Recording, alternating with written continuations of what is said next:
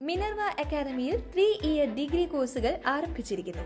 Medical lab technology, operation theatre technology, cardiac care technology, dialysis technology, hospital sterilisation (CSSD), radiology technology, optometry technology കൂടാതെ hospital management MBA കോഴ്സുകളും ആരംഭിക്കുന്നു.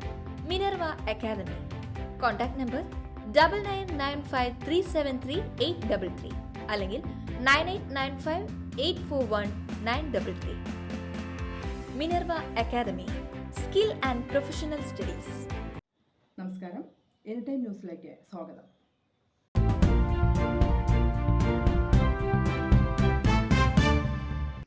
ലോക്സഭാ തെരഞ്ഞെടുപ്പിൽ മത്സരിച്ച 2 മണ്ഡലങ്ങളിലും വൻ ഭൂരിപക്ഷത്തോടെ വിജയിച്ച കോൺഗ്രസ് നേതാവ് രാഹുൽ ഗാന്ധി വയനാട് മണ്ഡലം ഒഴിയും. കോൺഗ്രസ് അധ്യക്ഷൻ മല്ലികാർജ്ജുൻ ഖാർഗെയുടെ വസതിയിൽ തിങ്കളാഴ്ച വൈകിട്ട് 5 മണിക്ക് ചേർന്ന യോഗത്തിലാണ് ഇതു സംബന്ധിച്ച് തീരുമാനമായത്.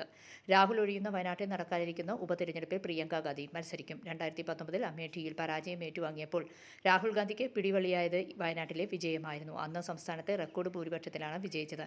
ഇത്തവണ ഇരു മണ്ഡലങ്ങളിൽ നിന്നും വൻ ഭൂരിപക്ഷത്തോടെയാണ് രാഹുൽ വിജയിച്ചത്. ഇത്തവണ വയനാട്ടിൽ 3,64,422 വോട്ടിന്റെ ഭൂരിപക്ഷത്തിലും റായ്ബറേലിയിൽ 3,90,30 വോട്ടിന്റെ ഭൂരിപക്ഷത്തിലുമായിരുന്നു രാഹുൽ ഗാന്ധിയുടെ വിജയം. വർഷങ്ങളോളമായി ഗാന്ധി കുടുംബത്തെ കണ്ണും പൂട്ടി തുണയ്ക്കുന്ന മണ്ഡലമാണ് റായ്ബറേലി.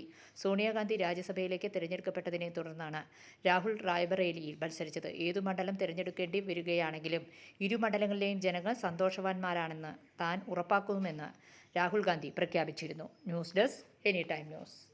കൂടുതൽ വാർത്തകൾക്ക് ഞങ്ങളുടെ ചാനൽ സബ്സ്ക്രൈബ് ചെയ്യുക, ഫേസ്ബുക്ക് ഫോളോ ചെയ്യുക. വാർത്തകൾ വേഗത്തിലറിയാൻ എനി ടൈം